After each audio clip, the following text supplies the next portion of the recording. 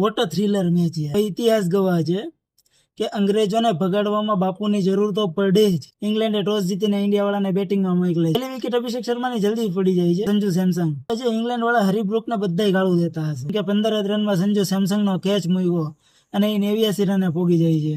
ઈશાન કિશન 18 જ બોલમાં 39 રન. શિવમ દુબે 45, તિલક વર્મા અને હાર્દિક પાંડ્યાની ફિનિશિંગ, એમ કરીને ટીમ ઇન્ડિયા પોગી જાય છે 253 રને. 253 રન બોર્ડ ઉપર હોય એવું જ લાગે કે મેચ વન સાઇડેડ ઇન્ડિયા જીતી જાય.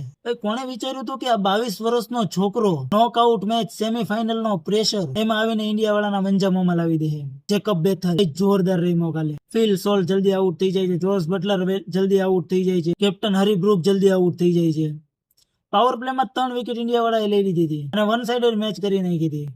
પણ 22 વર્ષના છોકરાએ પ્રેશર હેન્ડલ કર્યું અને ઇંગ્લેન્ડની ટીમની બેક કરી છે. એ 105 રનની ઇનિંગે ઇંગ્લેન્ડ વાળા 247 રને પોગી જાય છે. અને ફિલ્ડિંગની વાત કરવી તો ભાઈ અક્ષર પટેલને કઈ રીતે ભૂલી શકવી. હરીબ્રુકનો કેચ જે પકડ્યો છે એને પાછળ દોડીને, વિલ જેક્સનો જે બાઉન્ડ્રી ઉપર કેચ પકડ્યો છે અને શિવમ દુબે અને ટોમ બેનેટનને જે બોલ્ડ કર્યો છે, ન ભૂલાય ભાઈ અક્ષર પટેલને. ટોમ બેનેટન ડગઆઉટમાંથી જ સેટ થઈને આવ્યો હતો. 5 જ બોલમાં 2 છક્કા અને 1 ચોકાની મદદથી 17 રને રમતો હતો.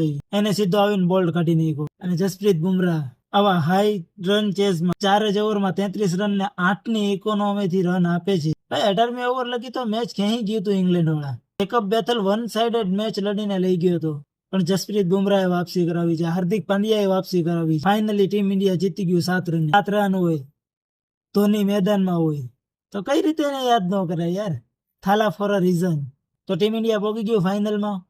ન્યુઝીલેન્ડની સામે રવિવારે મેચ છે. કોણ જીતશે કોમેન્ટ કરી દો અને ફોલો કરી લ્યો યાર ક્રિકેટના આવા ગુજરાતી વિડીયો જોવા માટે.